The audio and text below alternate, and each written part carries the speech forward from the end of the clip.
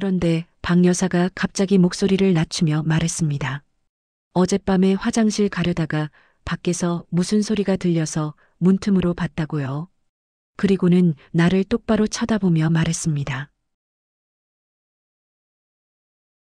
남편을 먼저 보내고 삶의 활력을 잃었을 때 나를 다시 살린 건 산이었습니다. 그날도 기억합니다. 남편이 떠난 지 1년 6개월이 지난 어느 봄날이었습니다. 딸아이가 걱정스러운 얼굴로 밖에라도 나가보라고 권했죠. 딸의 권유로 떠밀리듯 나간 곳이 동네 복지관에서 운영하는 등산 모임 산바람회였습니다. 처음엔 정말 힘들었습니다. 숨은 차고 무릎은 아프고 함께 온 사람들은 다들 오래된 회원들이라 친해 보였죠. 나만 혼자 동떨어진 것 같았습니다. 그때 한 남자분이 뒤돌아보며 천천히 가면 된다고 우리 모임은 경쟁하는 곳이 아니라고 말을 건넸습니다. 그분이 바로 김영호 씨였습니다. 60대 중반쯤 되어 보이는 단정한 인상의 신사였죠. 그는 우리 모임의 리더 격이었습니다. 회원들을 챙기고 길을 안내하고 누군가 뒤처지면 항상 되돌아가서 함께 걸어주는 그런 사람이었습니다. 그의 미소는 참 따뜻했습니다. 마치 오랜만에 만난 봄 햇살 같았죠. 그렇게 시작된 등산 모임이 어느덧 6개월이 흘렀습니다. 매주 토요일 아침 7시 나는 어김없이 등산복을 챙겨 입고 집을 나섰습니다. 처음엔 의무감으로 나갔던 산행이 어느새 일주일 중 가장 기다려지는 시간이 되어 있었습니다. 영호 씨와는 자연스럽게 가까워졌습니다. 그는 대학 교수 출신이었는데 은퇴 후 아내와의 관계가 소원해졌다고 했습니다. 집에 있으면 자신만 외로운데 가족들은 다들 바쁘고 자신은 그저 밥 먹고 텔레비전 보는 늙은이가 된 것 같다고 털어놓더군요. 아내는 자식들과 손주들에게만 관심이 있고 자신은 집에서 존재감이 없다고요. 나도 고개를 끄덕였습니다. 나 역시 남편이 떠난 후 집은 너무 컸고 텅 비어 있었으니까요. 자식들은 주말에 한 번씩 전화를 걸어 안부를 묻지만 그 짧은 통화로 메워지지 않는 공허함이 있었습니다. 남편이 떠나고 나니 집이 집 같지가 않더라고. 그래서 이렇게 산에라도 나온다고 말했죠. 우리는 그렇게 서로의 외로움을 조금씩 나누기 시작했습니다. 등산로를 걸으며 나누는 대화는 별것 아닌 일상의 이야기들이었지만 그 시간이 참 소중했습니다. 영호 씨는 늘 나를 배려해 주었습니다. 가파른 구간에서는 먼저 올라가서 손을 내밀어 주었고 쉬는 시간에는 자신이 준비해 온 간식을 나눠주곤 했습니다. 내가 커피에 설탕을 넣지 않는다는 것도 기억하고 있더군요. 그가 건네는 따뜻한 커피를 받아들 때마다 내 가슴 한구석이 간지러웠습니다. 이 나이의 설렘이라니 처음엔 스스로가 우스웠습니다. 하지만 점점 그 설렘이 나쁘지 않다는 걸 인정하게 되었습니다. 다른 회원들도 우리 사이를 알아챘는지 장난스럽게 영호 씨한테 정숙 씨 없으면 산행이 심심하지 않냐고 묻곤 했습니다. 영호 씨는 웃으며 부인했지만 나는 그의 귓불이 빨개진 걸 놓치지 않았습니다. 나도 모르게 미소가 지어졌죠. 박 여사만 빼고는 모두가 우리를 훈훈하게 바라봤습니다. 박 여사는 처음부터 영호 씨에게 관심이 많았던 분이었습니다. 항상 영호 씨 옆자리에 앉으려 하고 그의 말에 크게 웃어주곤 했죠. 하지만 영호 씨는 박 여사에게 별다른 관심이 없었습니다.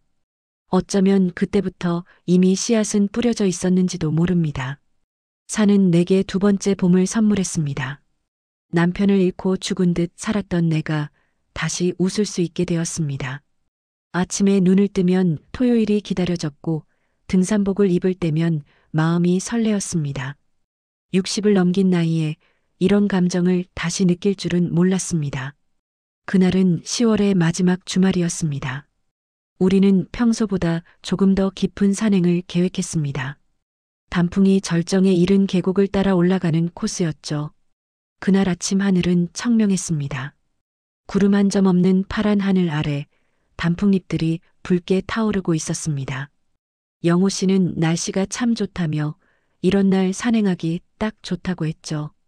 우리는 모두 들뜬 마음으로 산을 올랐습니다. 하지만 산은 언제나 인간의 예측을 비웃듯 잔인하죠. 오후 2시쯤이었을 겁니다. 갑자기 영호 씨의 휴대폰과 주위가 요란하게 울렸습니다. 긴급 재난 문자였습니다. 태풍 경보가 발령됐다는 내용이었죠. 지금 당장 하산하기엔 상황이 좋지 않다고 영호 씨가 침착하게 말했습니다. 그의 말이 끝나기도 전에 먹구름이 몰려왔습니다. 바람이 거세게 불기 시작했고 곧이어 굵은 빗방울이 떨어지기 시작했습니다. 순식간에 폭우로 변했죠. 영호 씨가 모두에게 우비를 입으라고, 서두르지 말고 천천히 15분만 더 가면 대피 산장이 있다고 소리쳤습니다. 그의 목소리는 침착했지만 우리는 모두 불안했습니다.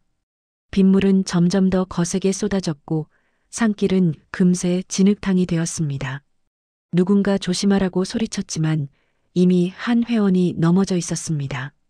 다행히 큰 부상은 없었지만 모두가 긴장하기 시작했습니다. 드디어 산장이 보였을 때 우리는 안도의 한숨을 쉬었습니다. 낡고 좁은 산장이었지만 그 순간만큼은 천국처럼 느껴졌습니다. 산장 관리인이 우리를 안으로 안내했습니다. 총 8명의 등산객이 그 좁은 공간에 모였습니다. 우리 모임 회원 6명과 다른 등산객 2명이었죠. 젖은 옷을 벗어널고 산장에 비치된 담요를 나눠 가졌습니다.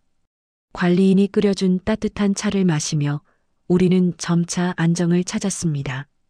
영호 씨는 오늘 밤은 여기서 묵어야 할 것 같다고 했습니다. 태풍이 통과하는데 최소 6시간은 걸릴 거고 어둠 속에 하산하는 건 너무 위험하다고요.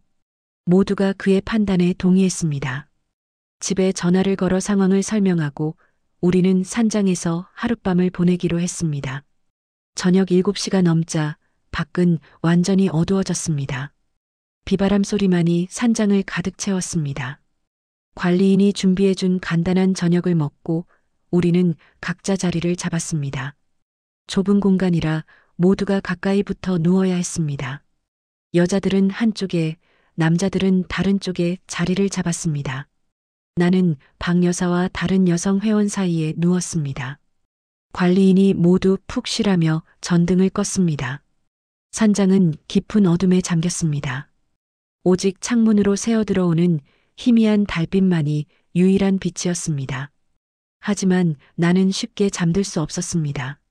비바람 소리는 점점 더 거세졌고 낯선 공간에서의 불안감이 나를 짓눌렀습니다. 옆에서는 박 여사의 코 고는 소리가 들렸고 어디선가 누군가가 뒤척이는 소리도 들렸습니다. 시간이 얼마나 지났을까요? 나는 조용히 일어나 화장실에 갔습니다. 산장 뒤편에 있는 간이 화장실은 춥고 눅눅했습니다. 빨리 볼일을 보고 돌아왔지만 여전히 잠은 오지 않았습니다. 나는 산장 밖 처마 밑에 앉아 비 오는 밤을 바라보았습니다. 빗소리를 들으며 남편 생각이 났습니다. 남편이 살아있었다면 이런 상황에서 어떻게 했을까? 내 손을 잡아주고 괜찮다고 말해줬을까? 처마 밑에 앉아 빗소리를 듣고 있는데 누군가 조용히 다가오는 기척이 느껴졌습니다. 영호 씨였습니다. 그도 잠을 이루지 못한 모양이었습니다. 그는 나도 잠 못 이루느냐고 낯선 곳에서 자려니 쉽지 않다고 말했습니다. 나이 들면 익숙한 게 최고인데 말이죠. 그가 내 옆에 앉았습니다. 우리는 한동안 말없이 비 오는 풍경을 바라보았습니다. 영호 씨가 배낭에서 작은 손난로를 꺼내 내게 건넸습니다. 춥지 않냐고 물으며요. 따뜻한 온기가 손바닥을 타고 퍼졌습니다.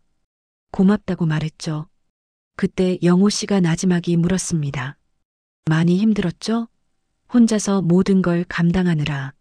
그의 목소리는 나지막했습니다. 갑자기 목이 메었습니다. 남편이 떠난 후 누구도 내게 그런 말을 해주지 않았습니다. 딸아이도 친구들도 모두가 이제 괜찮냐고 힘내라고만 했습니다. 하지만 영호 씨는 달랐습니다. 그는 내가 힘들었다는 것을 인정해 주었습니다. 눈물이 흘렀습니다.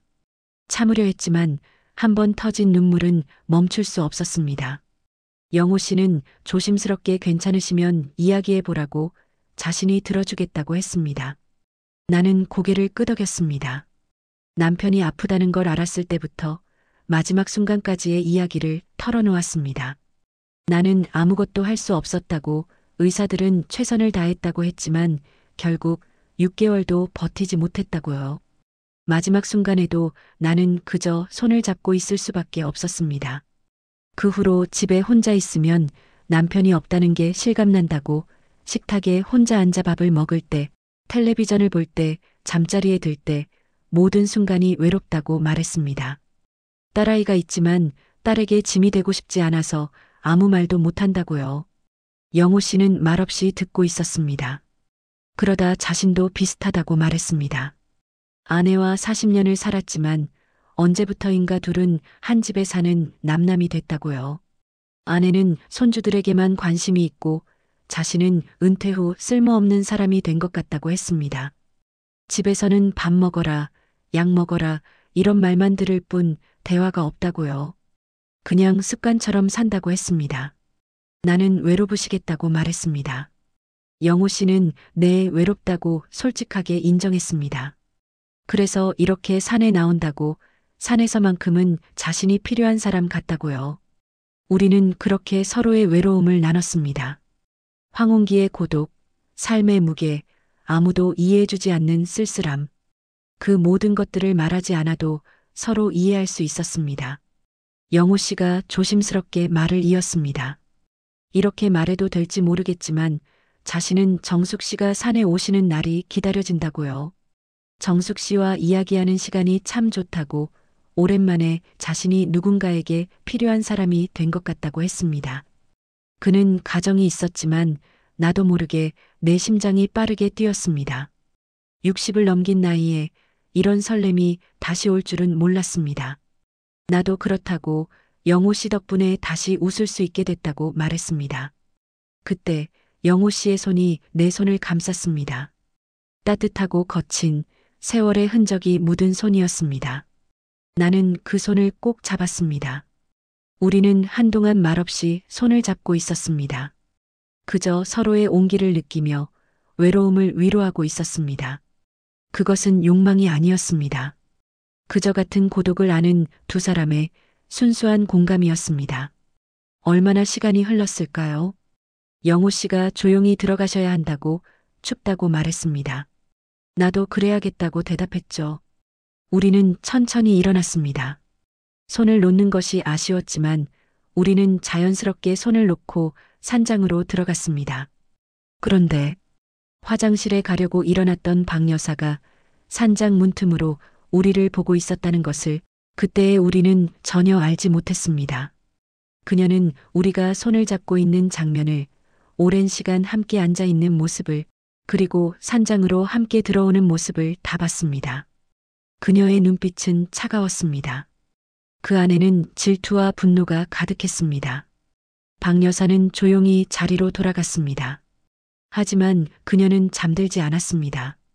어둠 속에서 그녀는 자신이 본 것을 어떻게 이용할지 계획하고 있었습니다.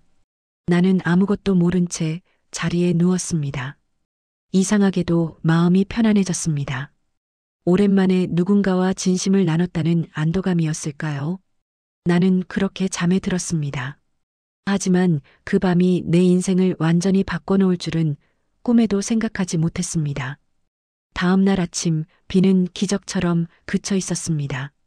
산장 창문으로 햇살이 비쳤고 어제의 폭풍은 거짓말처럼 사라져 있었습니다. 새들의 지저귐이 들렸고 공기는 맑고 상쾌했습니다. 관리인이 모두 일어나라고, 날씨가 좋아졌으니 조식 먹고 하산하자고 말했습니다. 우리는 하나둘 일어났고 모두들 어젯밤의 불안을 털어내고 밝은 표정이었습니다. 하지만 나는 이상한 기분이 들었습니다. 영호 씨와 눈이 마주쳤을 때 그가 어색하게 고개를 돌리는 것을 봤습니다. 어젯밤 그렇게 진심을 나눴는데 아침이 되니 오히려 더 어색해진 것 같았습니다. 내가 너무 감정을 드러낸 걸까? 그가 부담스러웠을까? 간단한 조식을 먹는 동안에도 영호 씨는 나를 피하는 것 같았습니다. 평소 같으면 내 옆자리에 앉았을 텐데 그날은 다른 회원들 사이에 앉았습니다. 우리는 짐을 챙겨 산장을 나섰습니다. 하산길은 조용했습니다. 어제의 들뜬 분위기는 사라지고 모두가 피곤한 표정으로 묵묵히 걸었습니다. 나는 계속 영호 씨를 의식했습니다. 그는 평소처럼 회원들을 챙기고 있었지만 유독 나만 피하는 것 같았습니다. 한두 번이라면 우연이라 생각할 수 있겠지만 계속해서 그러니 확신이 들었습니다. 가슴이 답답했습니다. 순수하게 위로를 나눴을 뿐인데 왜 이렇게 어색해진 걸까요? 박 여사는 유독 밝은 표정이었습니다. 다른 회원들에게 무언가 열심히 이야기하고 있었습니다. 가끔 나를 흘끔 쳐다보는 그녀의 눈빛이 이상했습니다. 하지만 나는 그게 무엇을 의미하는지 몰랐습니다.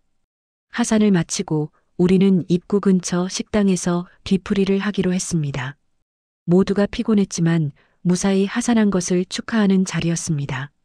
식당에 앉자마자 박 여사가 입을 열었습니다. 어제 정말 무서웠다고, 자신은 밤새 잠도 못 잤다고 했습니다. 다른 회원들도 맞장구를 쳤죠.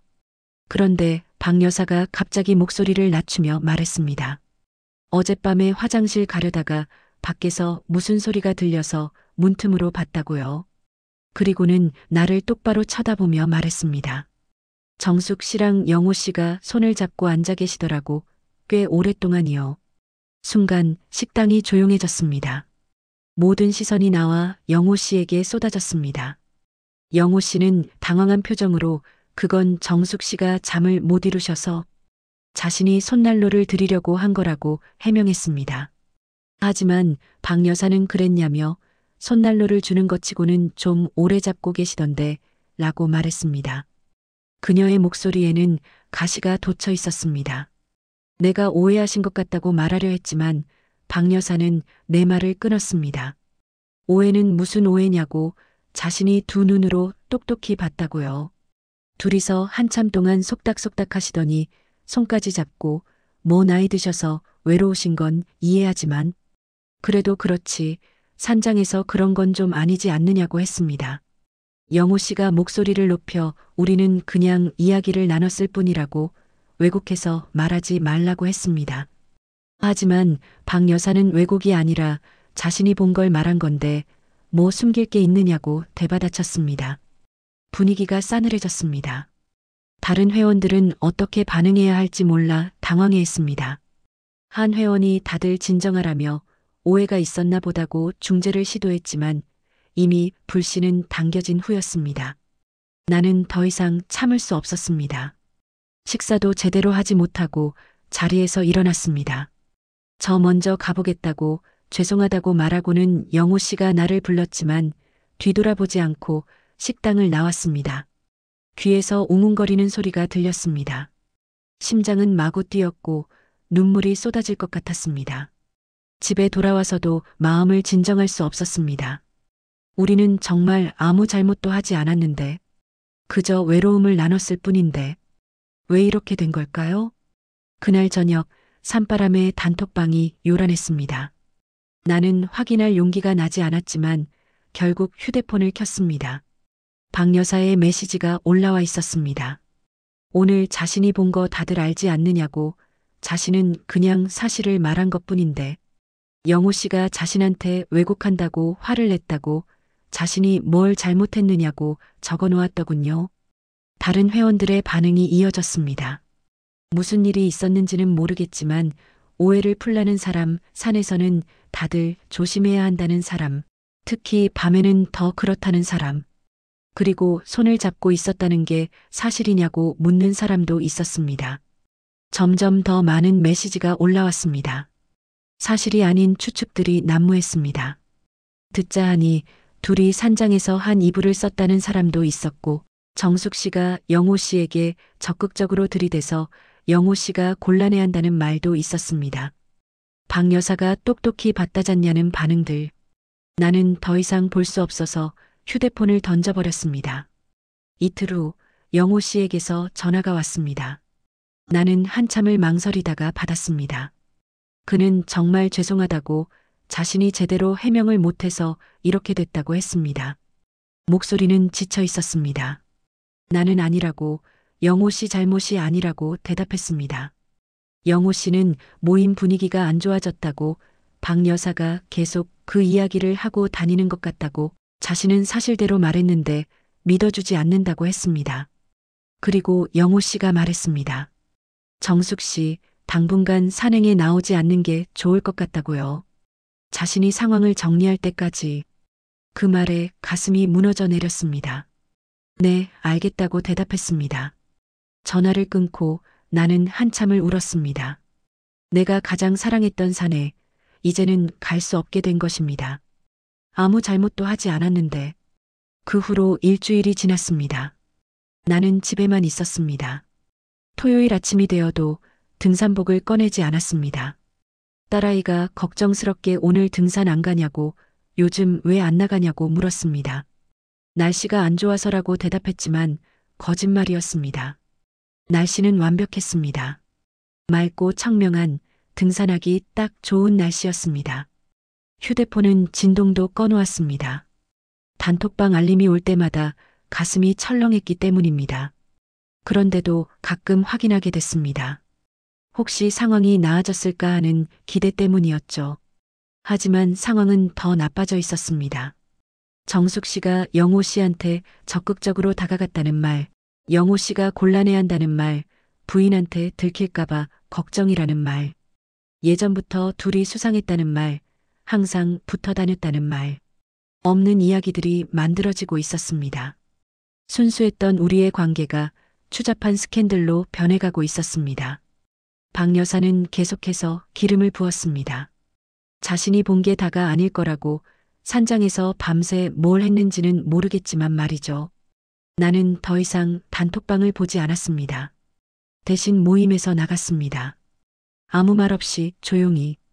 영호 씨에게서 또 전화가 왔습니다. 모임 나가셨더라고, 그렇게까지 하실 필요 없다고, 자신이 어떻게든 해보겠다고 했습니다. 하지만 나는 그의 말을 끊었습니다. 영호 씨도 힘드시죠? 저 때문에 모임 분위기 다 망쳤잖아요. 제가 있으면 계속 이런 이야기들이 나올 거예요. 영호 씨는 계속 산에 다니세요. 그게 좋을 것 같아요. 그리고 덧붙였습니다. 영호 씨, 고마웠어요. 덕분에 행복한 시간이었어요. 정말로. 전화를 끊었습니다. 영호 씨의 목소리가 무언가 더 말하려 했지만 나는 들을 수 없었습니다. 이미 눈물로 아무것도 보이지 않았으니까요. 그 후로 영호 씨와는 연락이 끊겼습니다. 아마도 그도 상황이 정리되길 기다리고 있을 것입니다. 아니면 이 모든 것이 귀찮아서 나를 잊으려 하고 있을지도 모릅니다. 나는 매일 아침 집 창문으로 산을 바라봅니다. 저 산이 나를 살렸었는데 이제는 저 산 때문에 세상이 두려워졌습니다. 친구가 전화를 걸어 다른 등산 모임을 권했지만 나는 거절했습니다. 다시는 사람들 속으로 들어갈 용기가 나지 않았습니다. 또다시 누군가 나를 오해하고 이상한 눈으로 볼까봐 두려웠습니다. 딸아이가 또 물었습니다. 엄마, 왜 집에만 계세요? 우울증 오시는 거 아니에요? 나는 괜찮다고 대답했지만 거짓말이었습니다. 나는 다시 예전으로 돌아가고 있었습니다. 남편을 잃고 모든 것을 잃었다고 생각했던 그때로. 어쩌면 그때가 더 나았을지도 모릅니다. 적어도 그때는 희망이 있었으니까요. 하지만 지금은 희망마저 빼앗긴 기분입니다. 지금도 가끔 그날 밤을 떠올립니다. 산장 처마 밑에서 영호 씨와 손을 잡고 있던 그 순간을, 비바람 소리를 배경으로 우리는 서로의 외로움을 나눴습니다. 그것은 정말 순수한 위로였습니다. 60을 넘긴 나이에 삶의 무게를 아는 두 사람의 진심 어린 공감이었습니다. 하지만 세상은 그것을 용납하지 않았습니다. 순수한 위로는 있어서는 안 될 일이 되었고 우리의 진심은 추잡한 소문으로 덧칠되었습니다. 나는 더 이상 산에 가지 않습니다. 등산복은 장롱 깊숙이 넣어두었고 등산화는 먼지가 쌓여갑니다. 영호 씨는 어떻게 지내고 있을까요? 아마 모임에는 계속 나가고 있겠죠. 박 여사는 만족했을까요? 그녀가 원했던 것이 이것이었을까요? 나는 알 수 없습니다. 다만 한 가지는 확실합니다. 산장에서 나눈 그 진심 어린 위로가 모두에게는 있어서는 안 될 일이 되었다는 것. 황혼기의 외로움을 나누는 것조차 허락되지 않는 세상이라는 것. 내가 찾았던 위안과 행복은 한순간의 오해와 질투로 인해 영원히 산장 안에 갇혀버렸습니다. 창밖으로 보이는 산이 오늘따라 더 멀게 느껴집니다. 당신의 황혼은 안녕하신가요?